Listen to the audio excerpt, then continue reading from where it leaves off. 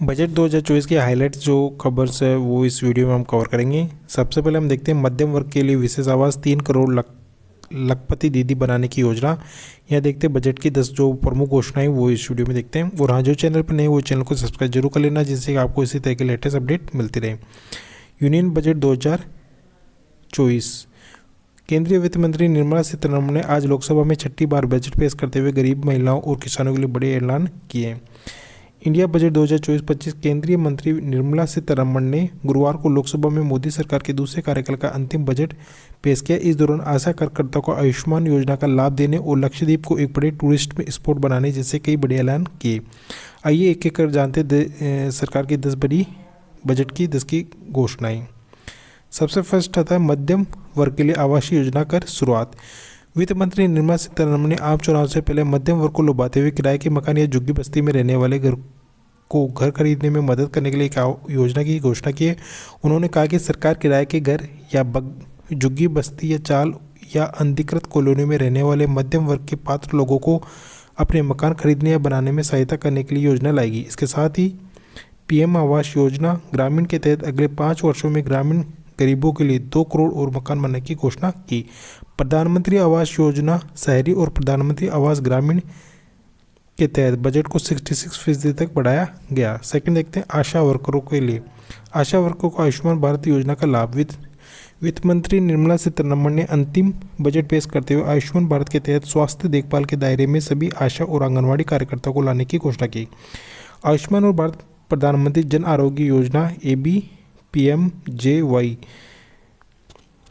दुनिया की सबसे बड़ी सार्वजनिक वित्त पोषक स्वास्थ्य बीमा योजना जो माध्यमिक तथा तृतीय देखभाल अस्पताल में भर्ती रहने के लिए प्रतिवर्ष प्रति परिवार 5 लाख रुपए का कवरेज प्रदान करती है। पिछले साल 27 दिसंबर तक इस योजना के दायरे में 12 करोड़ लोगों के 55 करोड़ लोग थे। 12 करोड़ परिवारों के 55 करोड़ लोग थे। वित्त मंत्री निर्मला सीतारमण ने कहा कि सूक्ष्म लघु एवं मझोले उद्यमों MSME को पर्याप्त और समय पर वित्त पोषण उपलब्ध कराना सरकार की प्राथमिकता है। थर्ड देखते हैं 40,000 सामान्य बोगियों को वंदे भारत बोगी में बदला जाएगा। संसद में 2024-25 के लिए अंतरिम बजट पेश करते हुए वित्त मंत्री निर्मला सीतारमण ने कहा कि रक्षा देश में अत्याधुनिक प्रौद्योगिकी को मजबूत करने के लिए एक नई योजना की शुरुआत की जाएगी। सरकार फसल कटाई के बाद की कृषि गतिविधियों में सार्वजनिक और निजी निवेश को बढ़ावा देगी। कृषि जलवायु क्षेत्रों में विशेष फसलों पर नैनो DAP के अनुप्रयोग का विस्तार किया जाएगा। 3 प्रमुख रेल गरियाओं को निर्माण किया जाएगा और रेलवे में 40,000 सामान्य बोगियों और वंदे भारत मानक में बदला जाएगा। 3 में से 1 रेलवे कॉरिडोर सीमेंट के लिए होगा।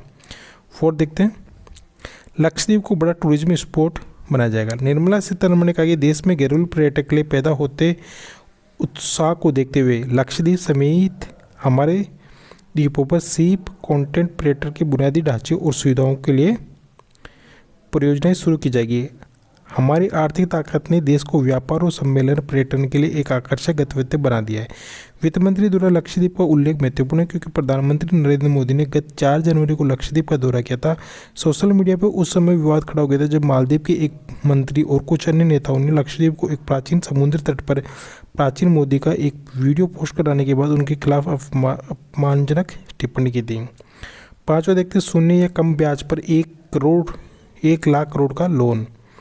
केंद्रीय शिक्षा मंत्री धर्मेंद्र प्रधान ने गुरुवार को कहा कि उभरते हुए क्षेत्रों में निजी क्षेत्र के रिसर्च एंड इनोवेशन को प्रोत्साहन देने के उद्देश्य से 1 लाख करोड़ रुपए की कोष पूंजी बनाया जाना वास्तव में बाजी पलटने वाली नीति साबित होगा। वित्त मंत्री निर्मला सीतारमण ने 24-25 का अंतरिम बजट पेश करते हुए इस पूंजी के कोष की घोषणा की। वित्त मंत्री ने कहा कि 1 लाख करोड़ रुपए की कोष पूंजी स्थापित की जाएगी जिसमें 50 वर्ष का ब्याज रहित ऋण होगा। इस कोष पूंजी के माध्यम से दीर्घकालिक वित्त पोषण अथवा लंबी अवधि के लिए फिर से वित्त पोषण किया जाएगा तथा इसमें कम या शून्य ब्याज दर होगी। 6 देखते हैं पब्लिक ट्रांसपोर्ट के लिए ई-बसों का प्रोत्साहन। वित्त मंत्री निर्मला सीतारमण ने कहा कि सरकार चार्जिंग बुनियादी ढांचे को बढ़ावा देने के लिए इलेक्ट्रॉनिक वाहन EV तंत्र का विस्तार करेगी और सार्वजनिक परिवहन नेटवर्क के लिए ई-बसों को प्रोत्साहित किया जाएगा। कंपेट्स बायोगैस का प्रयोजन के लिए CNG और पाइपलाइन वाली प्राकृतिक गैस के मिश्रण का अनिवार्य होगा। 7वां देखते हैं राज्यों को 75,000 करोड़ का ब्याज मुक्त लोन। सीतारमण ने कहा कि विकसित भारत के सपने को साकार करने के लिए राज्यों को 50 साल के लिए 75,000 करोड़ रुपए का ब्याज मुक्त ऋण दिया जाएगा। उन्होंने कहा कि 2014 से पहले की हर चुनौती को हमारे आर्थिक प्रबंधन के लिए माध्यम से दूर किया जाएगा।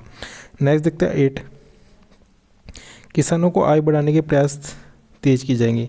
देश में दूध और दूध डेयरी उत्पादन को बढ़ाया जाएगा। वित्त मंत्री ने कहा कि भारत दुनिया में सबसे बड़ा दूध उत्पादक है, लेकिन उत्पादकता कम है। भारत का दूध उत्पादन 2023-24 में 4% बढ़कर 23.05 करोड़ टन हो गया। उन्होंने ये भी कहा कि तिलहन उत्पादन के लिए आत्मनिर्भरता के लिए एक रणनीति विकसित की जाएगी। मंत्री ने कहा कि कृषि क्षेत्र में मूल्यवर्धन और किसानों की आय बढ़ाने के प्रयास तेज किए जाएंगे।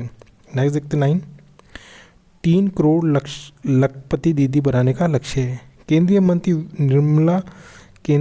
वित्त मंत्री निर्मला सीतारमण ने कहा कि हम लखपति दीदी योजना को बढ़ावा देंगे। अब तक 1 करोड़ महिला लखपति दीदी बनी है। पहले हमारा लक्ष्य 2 करोड़ लखपति दीदी बनाने का था, पर इसे बढ़ाकर 3 करोड़ किया जा रहा है। केंद्रीय मंत्री ने कहा कि पिछले 10 साल में महिलाओं को 30 करोड़ मुद्रा लोन दिए गए। नेक्स्ट और लास्ट है हमारा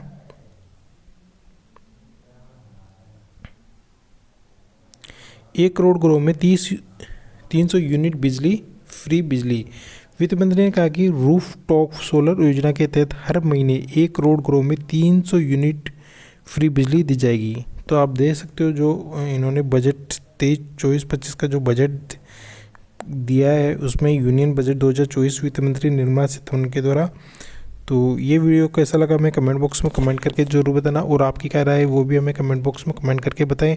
और आज जो चैनल पर नए वो चैनल को सब्सक्राइब जरूर कर लेना, जिससे कि आपको इसी तरह के लेटेस्ट अपडेट मिलती रहे। तो आज के लिए धन्यवाद।